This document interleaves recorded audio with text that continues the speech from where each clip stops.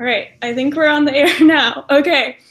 Hi, guys. I'm here with Wenzes, a fellow INFJ, and I'm going to let her introduce herself if you know her or if you're new to her channel.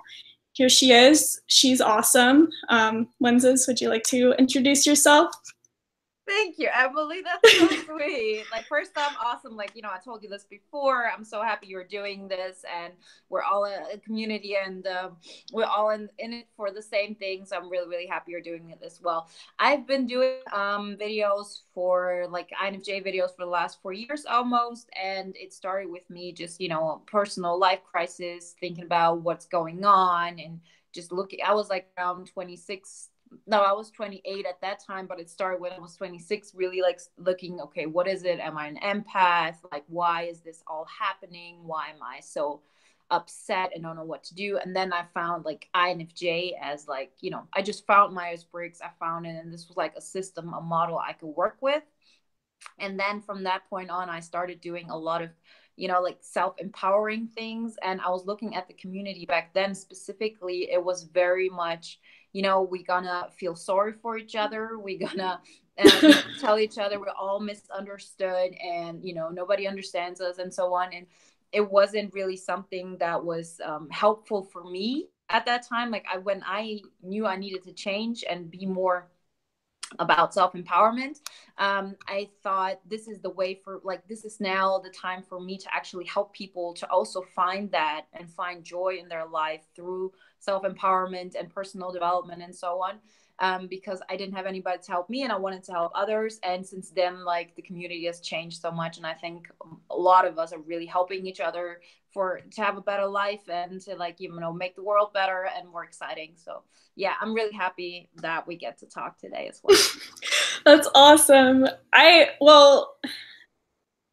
started this journey a few years ago, and actually, you were one of the first channels that I looked into, specifically about INFJ and kind of understanding. And something I really like about your channel is that you go into socionics, which is kind of a rabbit hole for many people, and a lot of people use it in a negative way. But something I really like about the way you use socionics is, first of all, you understand that there is a correlation between MBTI and socionics, and um, you use it to develop not only yourself but to help others understand the intertype relations and how they can relate with one another.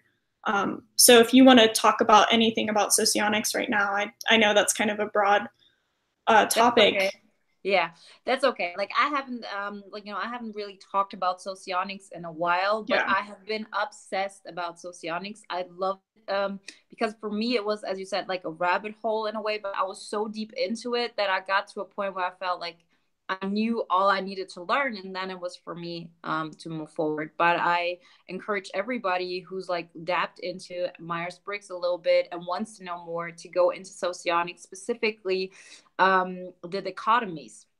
If you look into it, it's about like how what kind of system you build, not only as an INFJ. In socionics you call it INFP, but also for other types. So let's say you're talking to an ENFJ, and the more you realize like how their system works with dichotomies, and what they're most like, what they value so much. The ones value ideas more, the other value like possessions more. You realize just a bunch of stuff like this. And also with inner type relationships, you really realize, okay, what is duality, what does that do for me? It just gives you another like outlook than Myers-Briggs does, but I completely don't think that they don't correlate. I think they work perfectly together. I just think socionic goes a little bit more in depth, let's say, to the right, and MBTI goes more in depth on the left, but they all overlap. So I personally loved it a lot, and yeah, I can only recommend that. Do you have anything specific? I don't know, like, exactly that you find that you're really like in socionics, that you've gotten really excited about, or that has helped you a lot, that you want us to go a little bit into? Um, Well, I know you've mentioned, well, so many different. I've told you this before, but I've watched almost all of your videos, and um, that's why I know those videos are old, but I'm kind of going back to that a little bit. Um, I like the fact, like, one of the conversations that you've kind of talked about in a few of your videos was your interaction with your cousin, the ESTJ cousin. Yeah. Yeah. And obviously that is the conflictor relationship. And I actually find those very interesting because in socionics, which I think is kind of people are a little too overly obsessed with this, like the dual, the quasi-dual, all that stuff. It's like such a positive relationship, and people don't really talk about how they can develop the negative relationships. Like my sister is an ISTJ in Myers-Briggs, so ISTP in socionics. So she's the super ego relationship, and we have a phenomenal relationship. Because of socionics, we were both able to kind of realize what kind of differences we have and be able to work through it. And it's been really beneficial. So maybe just kind of tell people maybe even share a story about how those relationships have helped you, or understanding those relationships. Yeah, like I can completely just like agree with everything you said, because socionics, just as MBTI, is a model. It's not like you can say that one person fits in that mold directly, but it helps us to give us like this reference point. So a lot of things we cannot make sense of, and then once you have a system you can make sense of, and you see, okay, this is how they approach life. And it's of course very it makes it like very easy. It's like a complex person. Then you say, oh, this is an ISTJ, or as I said, or in Socionics, an ISTP, and that's how they approach life. But it really, really helps to not get hurt over something, because it just helps. And one of my best friends by now is an an ISTJ in Myers-Briggs, an ISTP as well, and it has helped me a lot to understand where she's coming from. And for example, what I knew was that she valued a lot was honesty in a way. And I think in a lot of ways, me as an INFJ, I always learn to show certain parts to people, especially what I was like, show certain parts to people because they're not going to accept it. They're not going to like it. And I knew that the way she viewed the world, when I would show her, for example, what kind of music I would listen to. Just a quick example. I had like this song about, it was years ago, but it was like a hip hop song about like the narcos or something. It was like something about like some drug dealers. And I wasn't even looking at it from, oh, this is morally wrong. For me, it's an upbeat song. It's about being a fighter. It's about being a badass. And, I'm going to conquer the world. And for her, and I started, like, back then I had like this tendency to post music a lot, to let a lot of emotions out. And I was scared to show that side of me in front of her, because I thought once I do that, then, she'll know this part, and I know she's not going to like it. But I said, I'm going to do it anyways, because I realized I need to be more authentic, and people in general, but, especially with types that value this a lot. And I dared to show that part of me. And she said, like, she didn't like it, but, now she knew me better and she accepted that. And I think Socionic helps a lot to exactly those things, to understand what other people value, what their strengths are. With ESTJs as well, like, with everything, ESTJs for me is still very, very difficult, but I respect them in a completely different way after like really getting into socionics and understanding where they're coming from, and not expecting much of them. I think we tend to, not just INFJs, but people, we put like a lot of pressure onto others, and high expectations of that they should see the world from our perspective and understand us. And they just see it differently, and that's okay. And once we understand it, I just stay like in a specific distance to them and know on what kind of topics we can connect, and others that are too different. And yeah, the system has helped me a lot to understand others better and me. And it's really interesting, because let's say a person is, let's say, an ESTJ or an ISTJ, and you want to learn more about it, and once you have that system next to you, you can make just more sense out of them, actually get to know that person better, because you dare to go deeper, because now you have like things to hold on to, and you're not scared that you're gonna lose yourself pretty much in the other person. Yeah.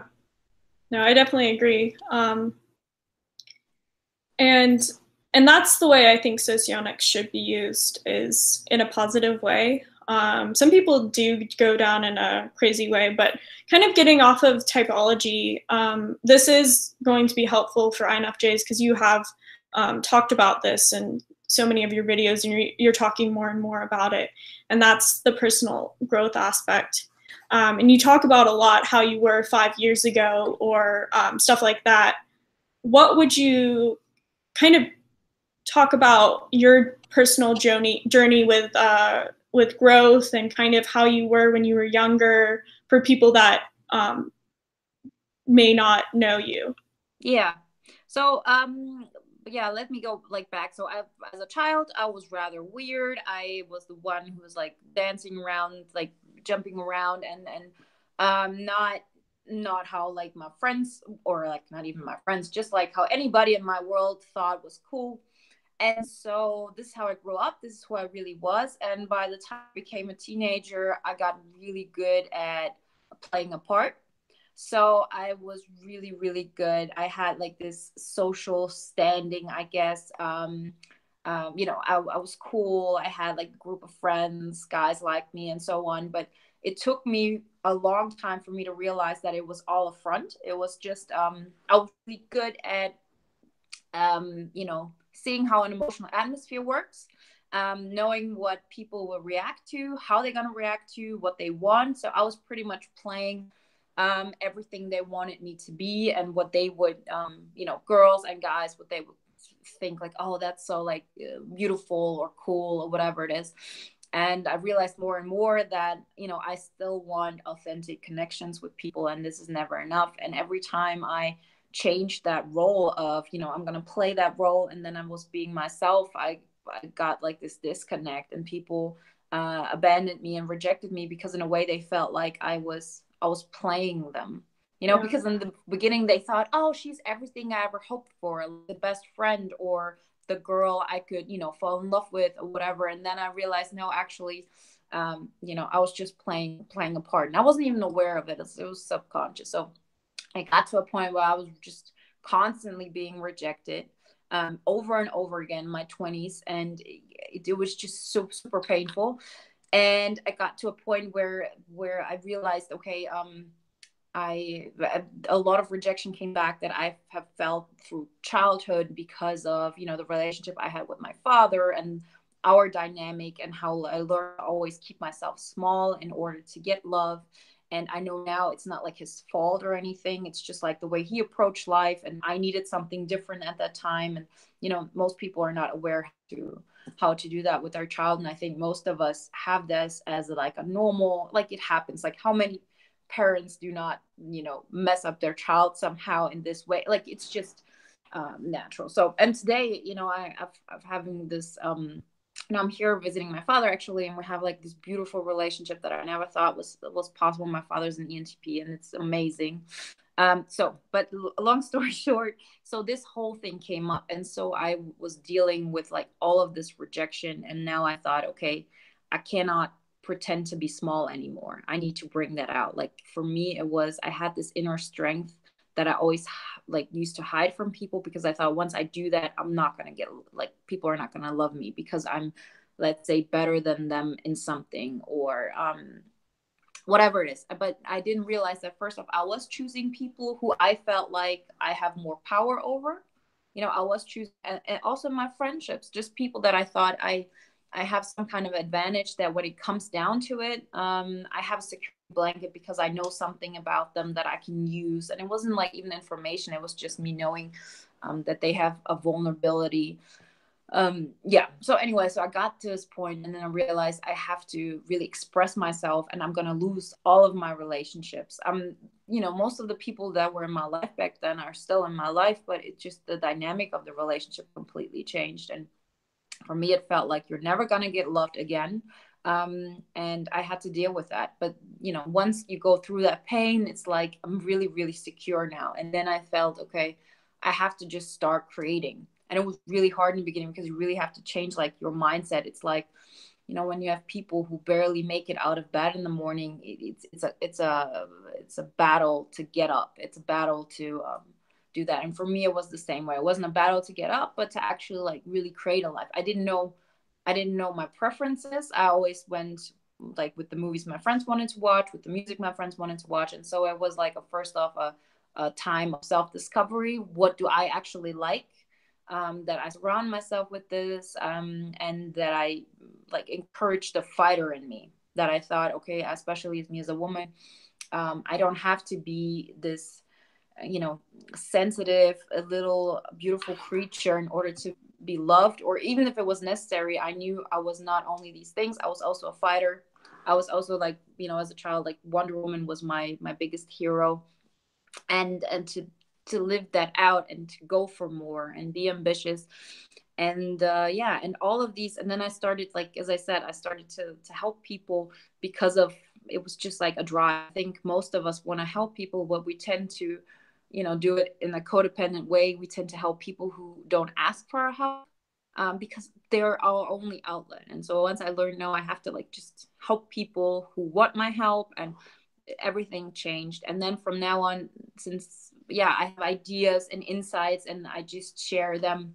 And I personally also watch a lot of videos, and it's very, you know, I have like this left brain and right brain thing. That's like, for right brain, I look into Tom Bilyeu a lot, which is very practical stuff.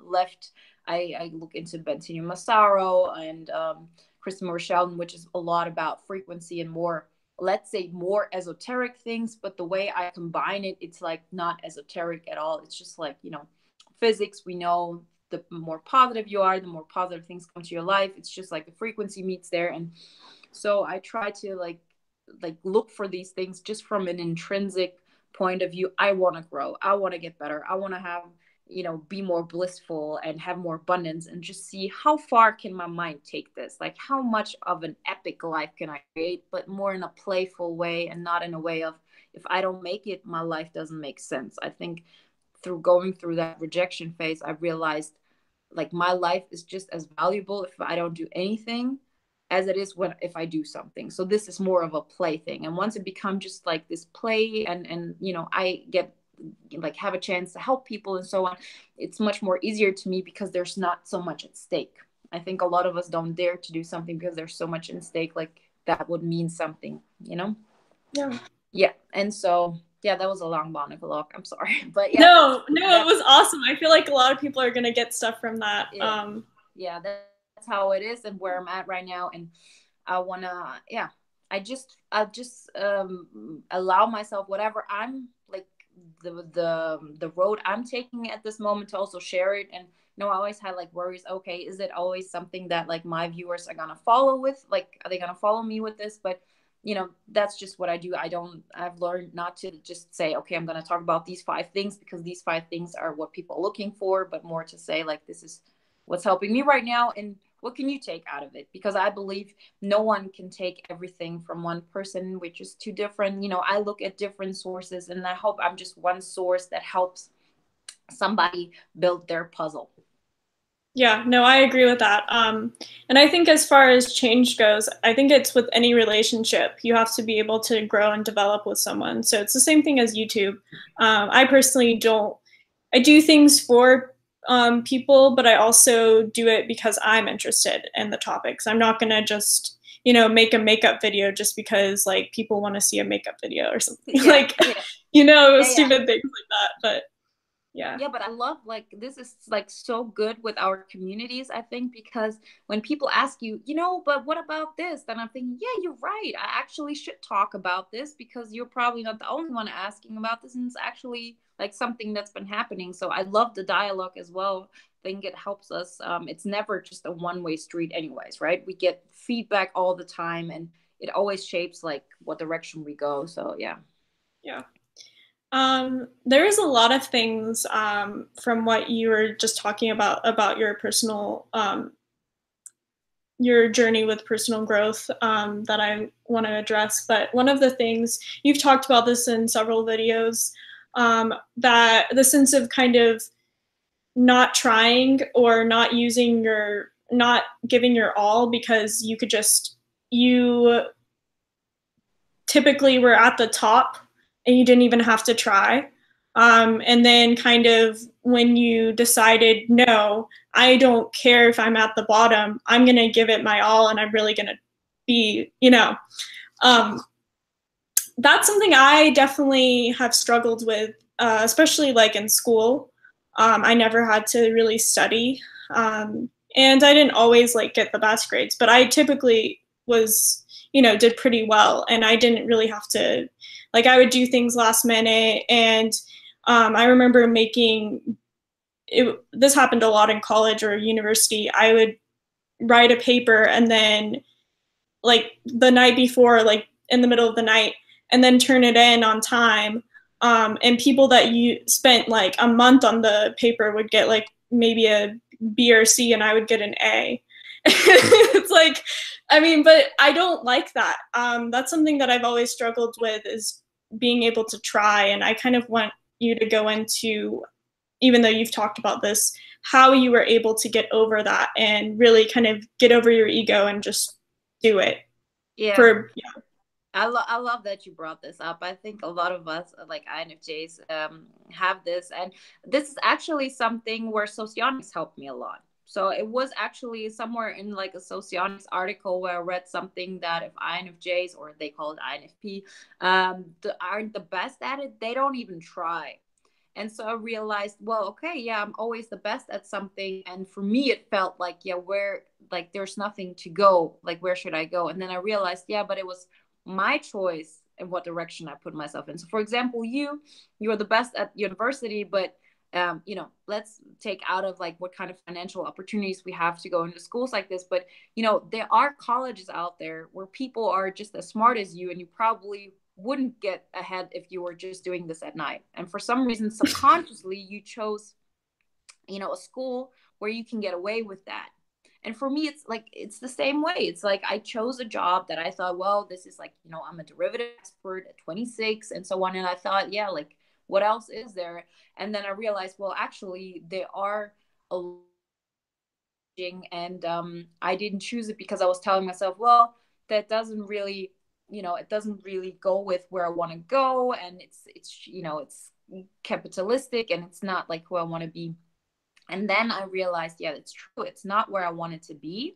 But, it got me so negative in like, because, especially if you look at it from an energy standpoint, when you stagnate, if you're somewhere like, let's say you're the best, you never have to grow in a way, and your energy is really stagnating, and it really leads to depression, like in a lot of ways, because you're not moving, you're not growing, and so on. And then I learned that no matter what it is, even if it's not my dream job or where I want to go, I'd rather have the challenge of pushing myself, because then that in itself just gets my mentality to a better place. And I believe, but I know this only now looking back at it, that once you do that, you just have much more insight. So I changed my job, went for something that was like in a top tier consulting agency. So it's like on a, let's say like McKinsey and stuff, like, but it was only for banking.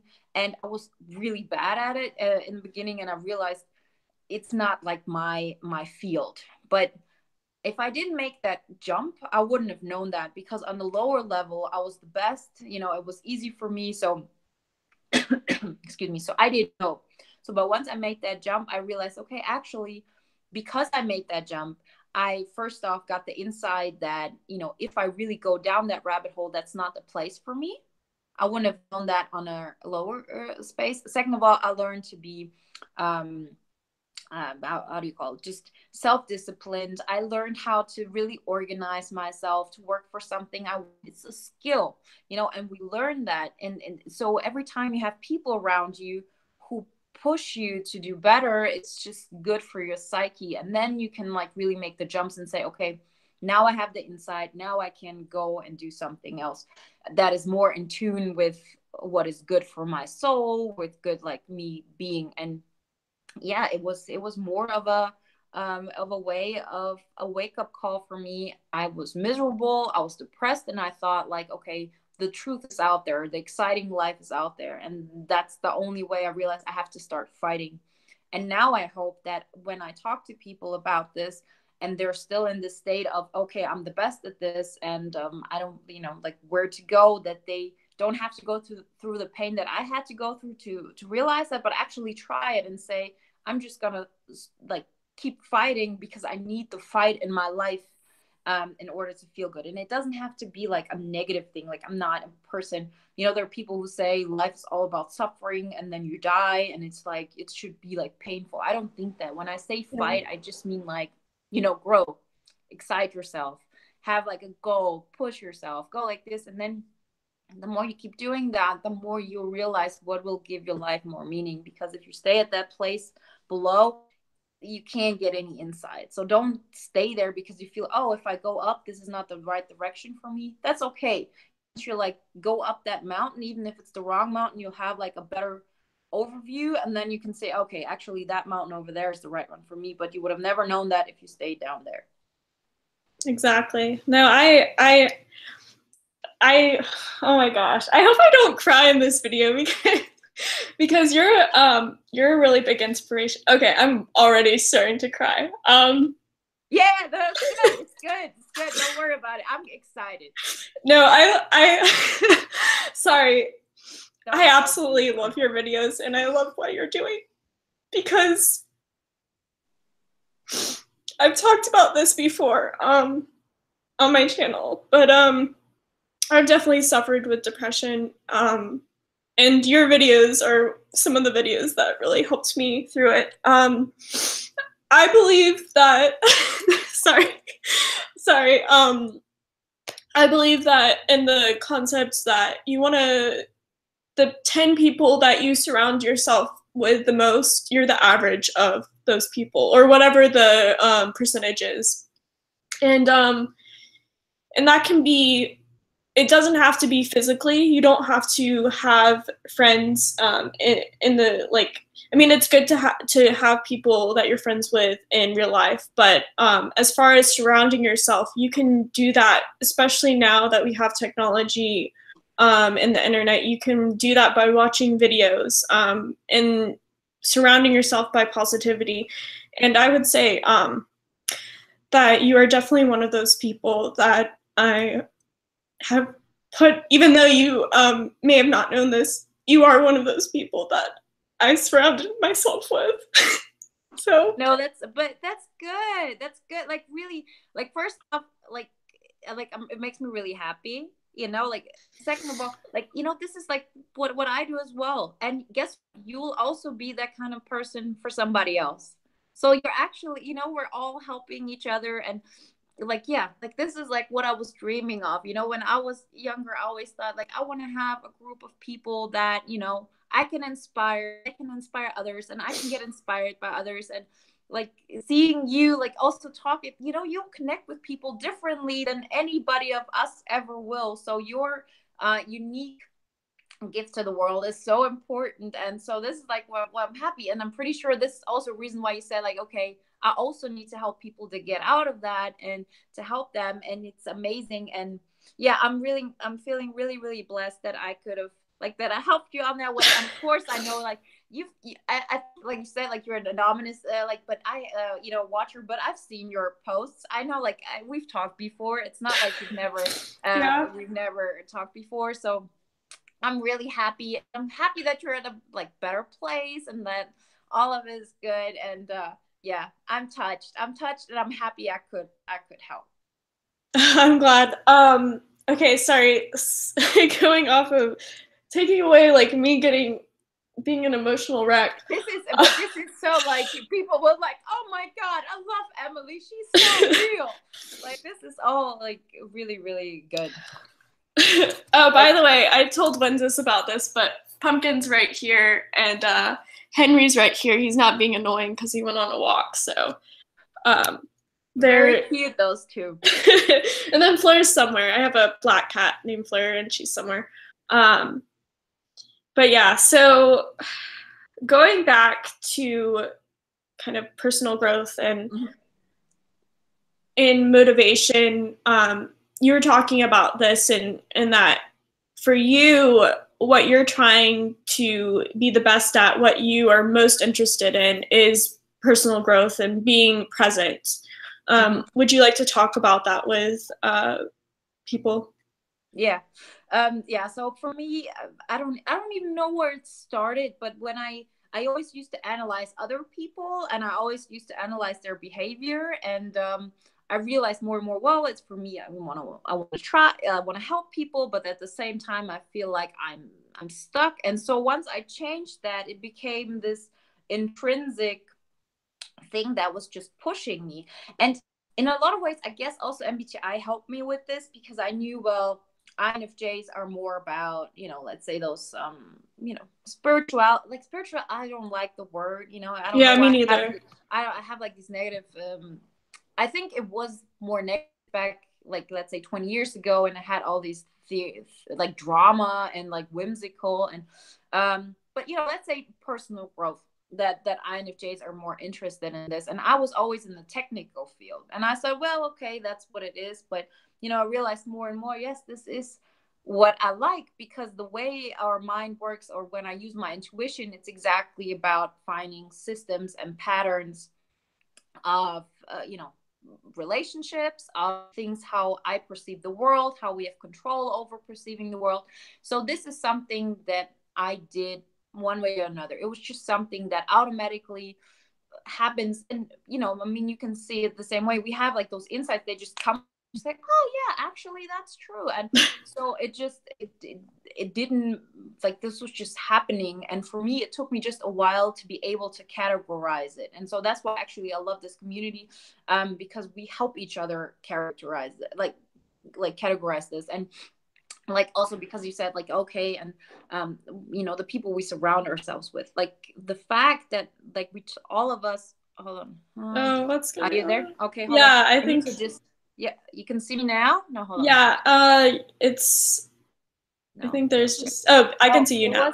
I need to just charge my phone, because I'm talking to you from my phone. Here, let me charge my laptop too. Where did I have my charger? Oh man. I don't know. Can you, like, I know this is like not. Oh no, it's like, okay. thing, but let me just look for my charger. I'll be okay. Let me see if there's any questions that people have. Exactly. So there's a statement: I've been going through a period of stagnation in my life, but it does not come from being the best, more so from feeling like I'm the worst, an imposter syndrome. And it's hindering my ability to work. It's led to major post-graduation depression. Any advice on how to get past this imposter feeling? And both love of your content, or love of both of your content, by the way. Okay, why don't you, like, I'll give my insight, but what is your, like, take on that? What has helped you? I mean, how long have you been out of college now? So I graduated, I took a 5th year of college. So I graduated in 2017, May of 2017. So I haven't been out for too long. But that's a really good question. I would say, let me see. Like, what would, like, like, I guess, like, scared of failure in a way, and therefore not doing anything and stagnating. Yeah. Well, he said, like, feeling like an imposter. Yeah. Like, I also have a question about that, because normally if you feel like you're an imposter, it's like other people see that you're good, but you don't think good yourself in a way, right? Yeah. Yeah. I think so. This is something that I kind of dealt with a little bit in college. It was actually during the time where I felt very depressed. It was the fall of 2015 or autumn of 2015 that I really got to the worst state. And in a lot of my classes, so I had to talk to my professors because it got to a point where I wasn't attending classes. And I had to tell them kind of what was going on in my life, and I wasn't just like skipping class just because, but because I was seriously feeling depressed. And the feedback that I got from my peers and from my professors during that time, I was just completely astounded by. Like, they were like, "No, Emily, we love you." Like kind of like I felt kind of like an imposter. I felt like nobody really cared, and that it wasn't like I wasn't really helping anybody. But then from that experience and kind of talking to people, and that's my advice, especially about depression, is talking to someone. I ended up talking to a therapist, and I would recommend that if you're able to, because just talking through it and telling others about it, and I would talk to people that you trust, is very beneficial. And I didn't think of it as beneficial before that. I didn't think of it as beneficial. And then after graduation, I definitely have been on my ups and downs. I moved to Seattle, Washington after I graduated, so I drove across the country. I'm in South Carolina now, but that was a hard time of my life. I felt very alone. I felt like I kind of had to start from square one, and it's very easy to feel like nobody cares, and that you're kind of going through the motions. But I think really sitting down with yourself, which, by the way, I don't know if Richard, if you're watching this, the guy that or whoever that commented this, but what's your personality type, if you don't mind letting us know? Because that also could, for me, it was sitting down and being honest with myself and looking towards other things, both online but physically, kind of coming one with myself to get over that situation and finding purpose in my life. I think purpose is a huge motivator. Finding your purpose, finding your why for why you do things, that's really what will get you out of bed and really make you not feel as much like an imposter. Wenzes, what would you say? Yeah, I love to get into it, but what was it? Because I think the why question, right? The purpose, and I think the lack of it is one of the reasons why depression happens. Yeah. And people say, well, and Oprah saying, if you don't know your why, that's like you should go for it and find it out. And it's like so difficult in a way to find it. And in the end, like I've realized you have to just create it. I think if you in the end, you always have to help other people, no matter where you are. If you really are somebody who struggles with this, like who wants purpose, because there are enough people who say, I just want to, I want to make money, and they don't go this deep. But if you're looking for purpose, then there is this need for you to help others. It can be nature, it can be animals, it can be people. But as long as you only focus on you, it's not gonna, you're not gonna get happy. And realizing if I want to help others, then I first have to start with me, because I need to fill up my cup to have overflowing energy, and then I can help others. Otherwise, it depletes me. And the whole imposter thing.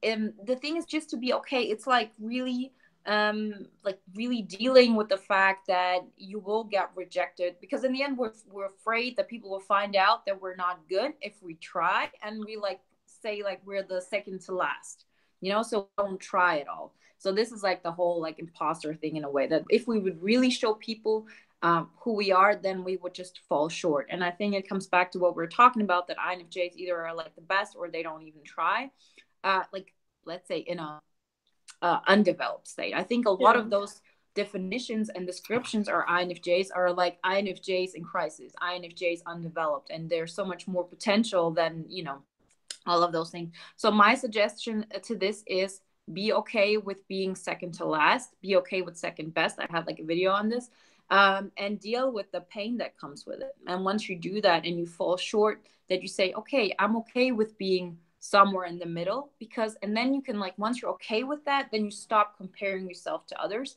and then you just strive to get better than you were yesterday, because there's always it's always a matter of who you compare yourself with. You know, we talked about it, you and me, like that you said, okay, you're in college, you just get like the best grades, and then you compare yourself to other people that didn't have that. Other people go like, and I've had it like with INFPs quite often, that they are in situations where they always see that everybody's better than them. But all of this is relative. Like all of this, there's nothing, like no matter where you are, if you're Bill Gates or Mark Zuckerberg or whatever it is, like whatever it is, there are always people who are better than you. There are always people who have it worse than you or worse than like yourself. And so once you overcome this fear of being worse than others, and you will only do that while really going for it. So just choose a field where you know you're gonna fall short, where you know other people are gonna, like this specifically towards Richard, where you know like you're gonna fall short, you know people are gonna be better than you, and you still gonna do it. You're gonna be okay with that. You're gonna sit with that pain. You're gonna realize you're strong enough to take it. And once you overcome this, then you don't even care comparing yourself. You know, sometimes once you like really dealt with this pain, and then it's just a matter of get better than you were yesterday, and you keep doing this, and this will give you satisfaction and will get you out of this rut of being like stagnant in a way. Yeah.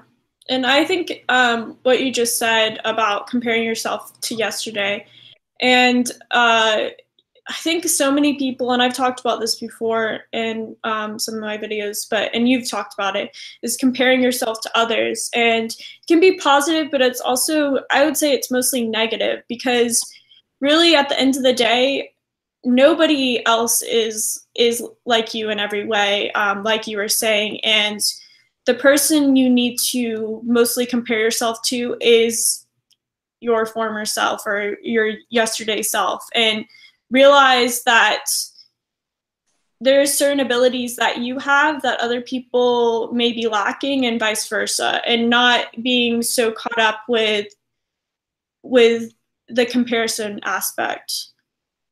Totally. Yeah, completely agree.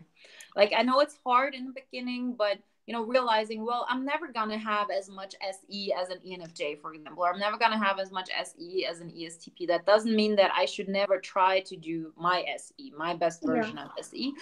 And it's not even so much because, like, I always ask myself, what for? Why should I do that? It's just for fulfillment purposes. It's not like you're more worth than once you do these things. It's just like life is more fun. Life is more exciting. Life is more full. And once I realized that, then, you know, I had completely different ambitions for going forward. For example, I always used to work out a little bit, but it was more like, I wanted to look good or whatever. And now I know, once I started thinking about, well, I want to grow, I want to do this because it's fun. If I want to grow, I need energy. And if I want energy, I need to like get stronger, also physically, so I don't get like tired after 2 hours. Once I had like my why in place, then it's like a whole different story, and I get much more excited about it. I think that's extremely beneficial to anybody that's watching, no matter what their personality type is. And I know, like, especially lately, you've been talking about that kind of stuff. And I know you've mentioned Eckhart Tolle and other kind of new age. Let's call them spiritual teachers. Yeah, we don't like it, but yes.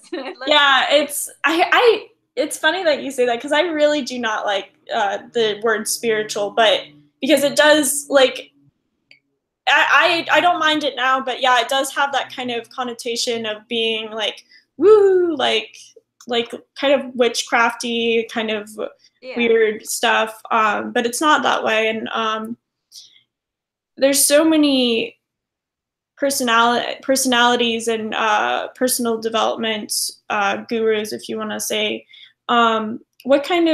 What people do you look to the most about that kind of stuff? And I know you look to different people for different things. So it's really weird, because for me it's really in cycles. Like, it's like for 1 month I'm completely obsessed with everything that Tom Bilyeu does. So he did like Quest. It's like a nutrition bar that's like now the first nutrition bar that's like now healthy. And does impact theory, where he has like people who have like really created a life for themselves in a way of contributing to others. It's not just like this, I'm gonna make money and so on. So like for a long time it was like I was really focused on that, and then it was like too rational for me, because he like completely is all about, you have to outwork your competition, you have to really do the work harder, work smarter, and I just don't, that's just not my mentality. I don't like to work that much, first off. Like, I don't think it's like necessary to have like a fulfilled life. And you know, I really believe more and into that, you know, the more you really get in tune with, you know, energy and right frequency, the more things will just like come to you more naturally.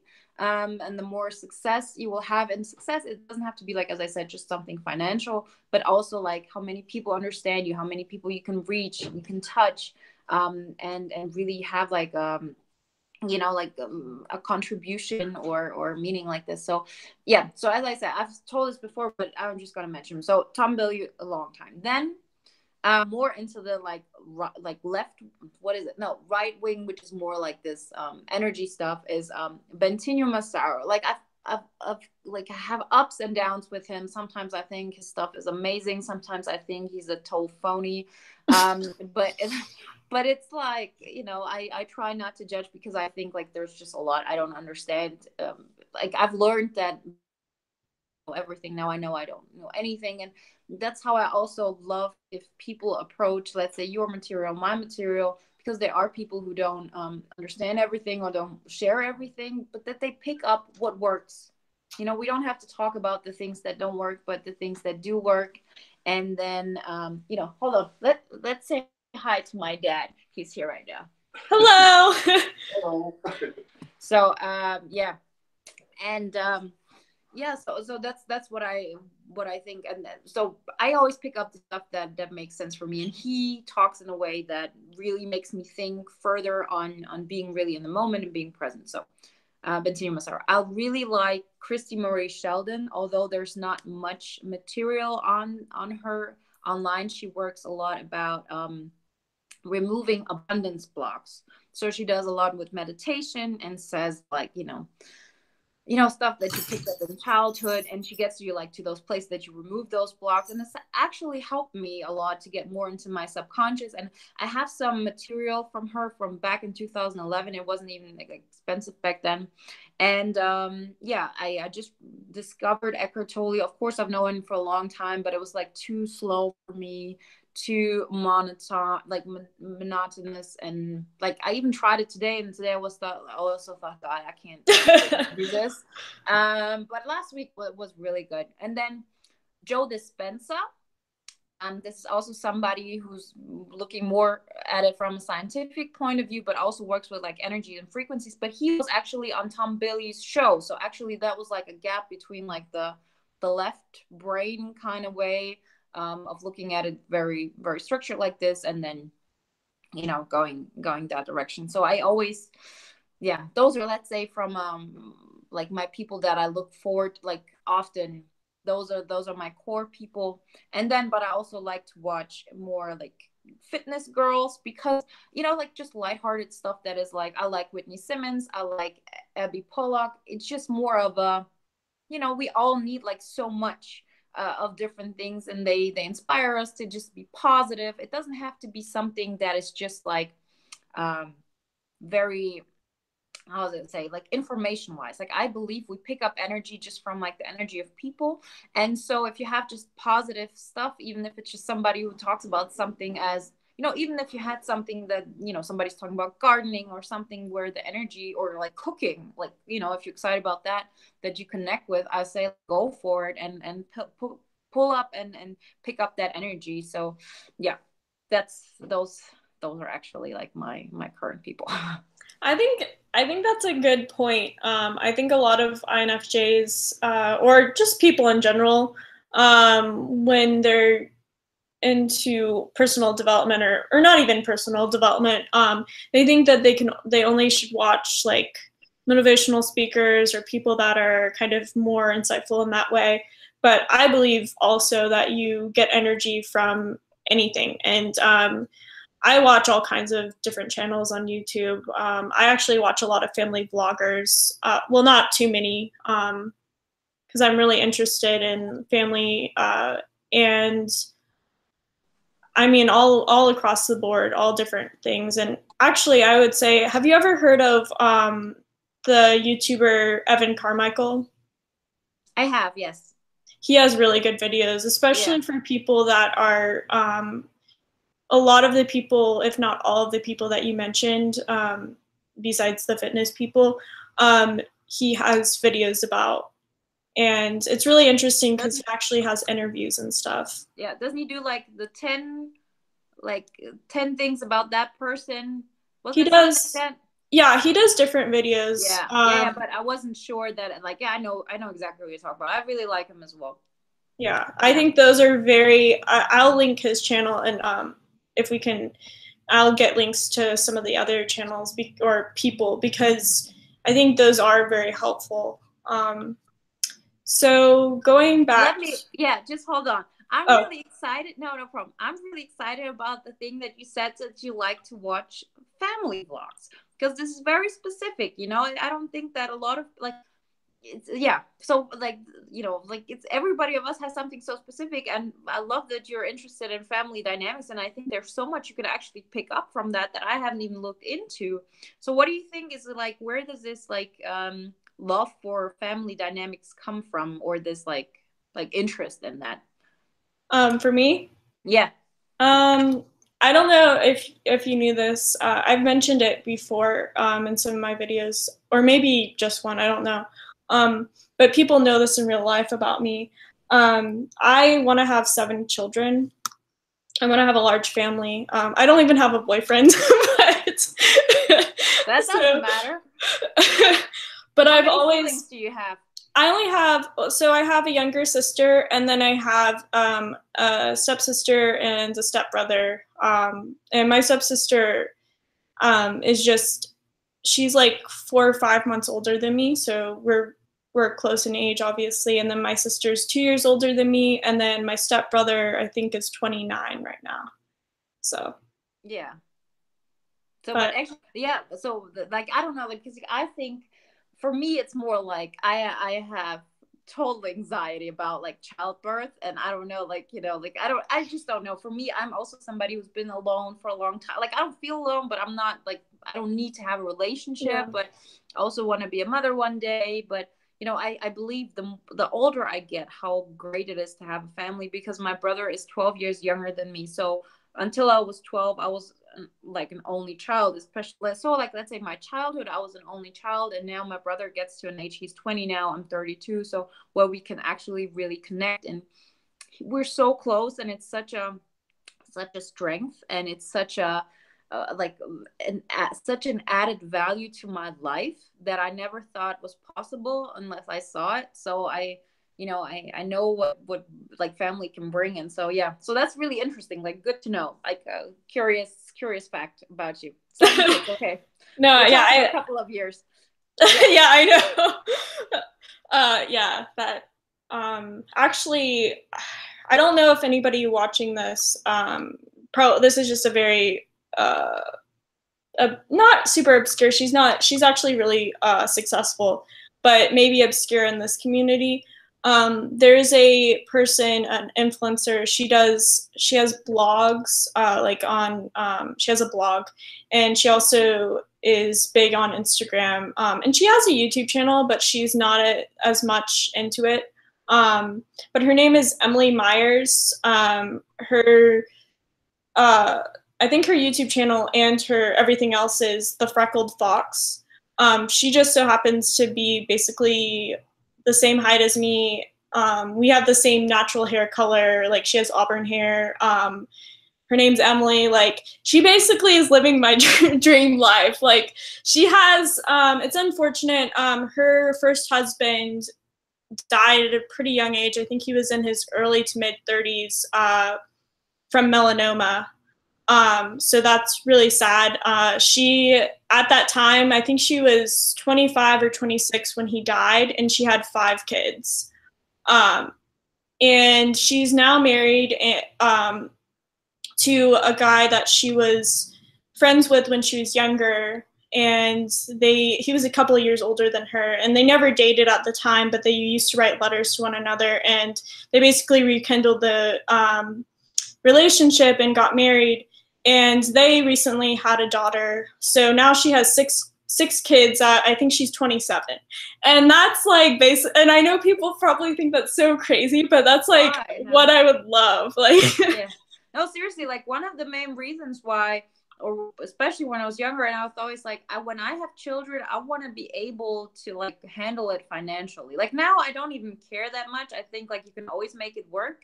But when I was younger, there was more like, well, I want to, you know, not worry about what kind of like buggy I'm gonna get, or what kind of like that, you know, that kind of way. So but if you're able to like financially handle it, I think like why not, like you know, like the way we live our life also with like this whole INFJ community and the way we talk, and this is not normal, let's say normal either. It's not. So who's to say what is right and what is wrong? And I just love the time we live in, that you can just watch somebody, and you know, because of YouTube, because of like, let's say social media, you can just get such an insight into people, and just see that there's so many different kinds of people, that you're never really alone, that there's never this thing of, you know, that you're completely misunderstood. Because for me, I'm so into this community, I spend most of my time in it, that I never feel like I'm an outsider. I never feel that I'm misunderstood or I'm different, because I just, you know, chose my group of people to understand me, even my friends. So everybody of my friends is a different personality type, so I don't ever feel like, yeah, I'm misunderstood. And I think it more happens when we put ourselves in a situation where we know there's nobody who we can share our thoughts with, and then it's like bad. But once we have like these connections, and you have somebody you can share it with, then also like your personal life, which you may not have, like INFJs, there is like so much more good, because like that need, you know, with the way we communicate, you get it like through this, and then other things you get through that. Like that's something I learned a lot, to stop focusing on having just two people in my life that I put everything on, and I expect them to be everything for me, and I'm just going to do everything for them. But to have a friend who I share my ambition with, another friend I share my passion for music with, another one I share like my thoughts on personal growth with, or like this community. And you know, the things we talk about, it's not like I can talk about with my mom, my dad, my friends in that way, but it's no problem. Like it's, you know, they give me some, it's all good. And once I like, you know, said like I'm just gonna create a life and, you know, do this with everybody, it was really good. And so if you have like see like family dynamics that can be an example of it works, it gives you like so much more, like it helps you to say, okay, this is my dream and it's possible. I see other people doing it. Because I think we need positive role models anyways. Like we are being like ones that we stay like, for INFJs can do it positively, and also like young moms with a lot of kids, it's possible, and to see that is amazing. So yeah, I'm really happy. Yeah, I'm yeah, like why not? Like all the happiness for you. Like you're gonna be a great mom, I'm sure. Yeah, I definitely want to be in. I think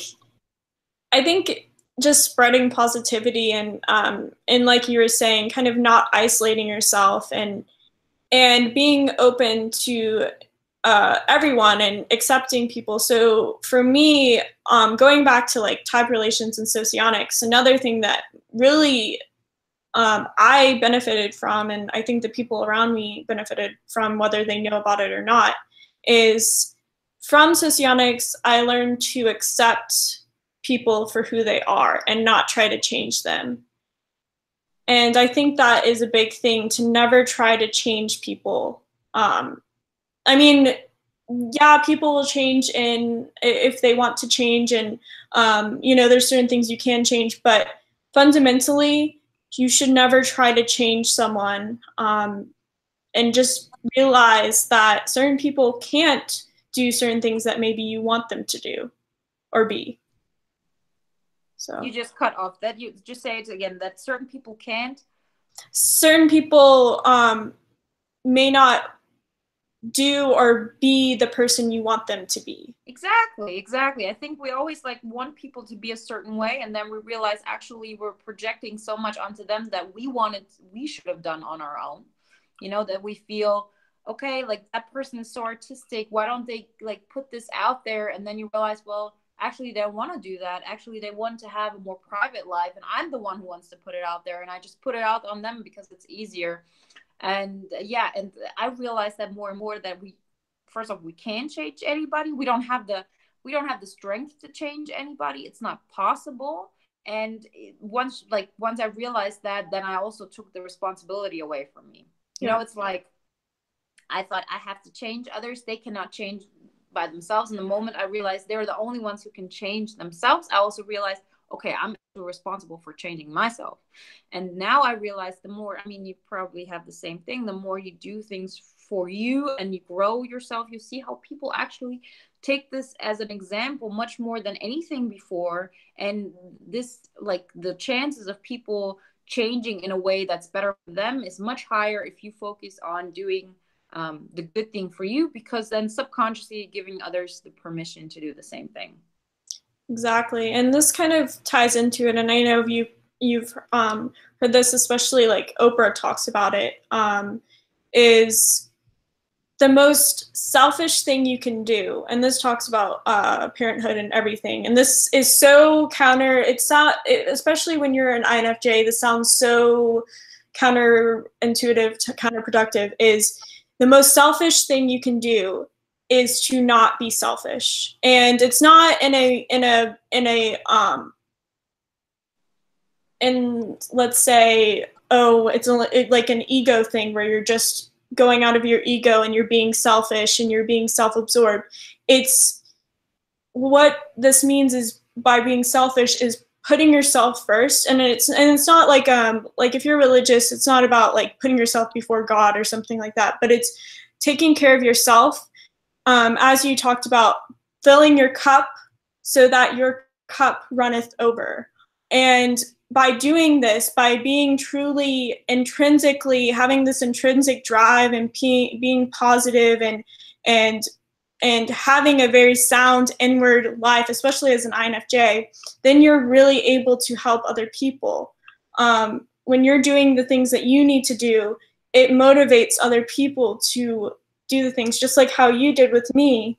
Watching your videos definitely helped me, and it wasn't like you were directly telling me like, I'm like, get off of your ass and do something, but just watching you and seeing that you can do it. And you're a few years older than me, and just by that and the experience and wisdom that you have, and you have a different background than me, but I realized that I was able to do that. And I think this is a big message for people, to put themselves first, and quote unquote, and that's how you can best serve other people. Yeah. I don't know how that came out, but completely agree. Like, that's like perfect, because like, I don't know, we said like we want to keep it like in 1 hour. I think that's like the perfect message. I don't know, I didn't want to interrupt you. If you want to have like really like good and important things you want to talk about, like, that's no problem. But I think this is like such like the overall message we have. And yeah, I can only like just, I don't know how do you say it in German, and in Bulgarian you say like, that's how I would sign that. Pretty much that I would also like, it's perfectly how I would put it. I love it. You would co-sign it? I would co-sign it. Yes. Exactly. Yeah. I would co-sign it. Yeah, I think really, I mean, we've been talking, you said about an hour right now. Yeah. A little bit yeah. Let's see really quickly if there's anything that people have said. Yeah. I think people were, a lot of people were talking about the 7 children thing. I know that's kind of crazy. One person asked, how's Bulgaria treating you? Really, really good. Like, really good. Like, I I've been here every year, but now it's like different. I'm enjoying it. It's, the standard is not as high as it is in Germany, but it's it's very close to nature, and you feel it. And I don't have all I do is just stuff I want to do. And I like, we have like this mentality here that we eat lunch and I make like salad and we drink beer at lunch. And it's like, we're outside, and yeah, so everything is just flowing. So I'm really happy, and it's really going good for me. And yeah, if you want to know, like I try to do like a little IG story, like Instagram stories, and like share a little bit there. But yeah, it's been really good. That's awesome. That's good to hear. I would love to go to Bulgaria. I've been to Germany several times. I love You Germany. have? Yes. Yeah, how Um, come? so I haven't talked about it too much on my channel. I've talked about it a little bit, but actually, when I was in university, partly why I spent a fifth year there is I actually got the opportunity because I actually, when I was in college, I made myself join Model United Nations, like simulating the United Nations. And through that, I got to travel to Europe every year for free Oh, and so cool. compete um, and stuff. That's So, awesome. yeah. Yeah, that's So, really one of my best friends lives in Germany. She is actually going to move back to the U.S. She's pregnant right now. Her and her husband. She actually met her husband when we were in high school on a two. Our high school was really awesome because it had a 2 week kind of where you host a German student, and it was a girl, and then she went over to Germany for 2 weeks during the summer, and that's where she met her husband. awesome. Yeah. And so, Yeah, that's for how I got when I went to 1 year in the States when I was in a junior, and I met my ex-boyfriend there. So yeah, that's exciting. But yeah, Bulgaria is completely different than Germany. Germany is very I mean, like in comparison with the States, it's I think like a lot darker. It has like this Gotham City vibe. I think that's just Western Europe altogether because like everything is really old. yeah. The buildings have been like there for 500, 600 years, even older. And Bulgaria is, it was a socialist country. It's a lot of like the roads not as good, and so it's not like as industrialized as Europe, as like Western Europe is. So it's like a lot different, but in a lot of ways it reminds me actually even more of the States because it's like young, like the country is of course older, but like the roads are much younger than in Germany. Yeah. In Germany, the roads that were built like in the Second World War, they're awesome, but you can tell that it's like it's been built there. And now the streets over here, they've been built like in the last 20 years. You're building something, and like you're building new cities. In Europe, all the cities are, like they've been there for like, even my city Cologne has been there for like 2000 years. So everything is really narrow, and everything they built here is like, more, there's more space in between. And so it's like in the States when you're not in a big city. Yeah. Yeah. No, I love Europe. And I've never been to like Eastern Europe, so I would love to go. Um, okay, so here's a question. Does any one of you have any of okay, basically they're asking if any one of us has dated an ENFJ. You And what go are first. no, I don't think I've dated an ENFJ. I don't know all of the types of the guys that I've dated, but I'm almost 100% sure I have never been in a relationship or dated an ENFJ. What about you? I don't know what the word was. Fatally attract. No, that's probably the word.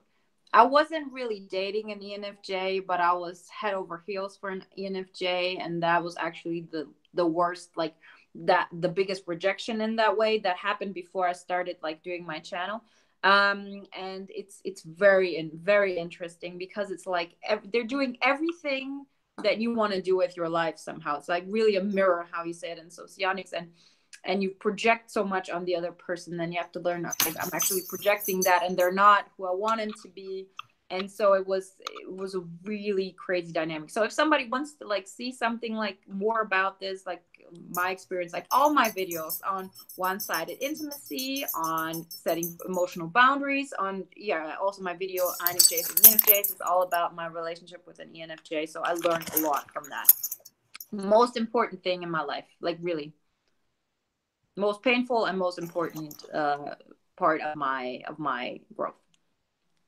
I think it's doing this thing that I told you about with the headphones, Yeah. where it's going back and forth. And it might be because it's picking up, because last time it was me on my side, I was picking up audio, so it might be.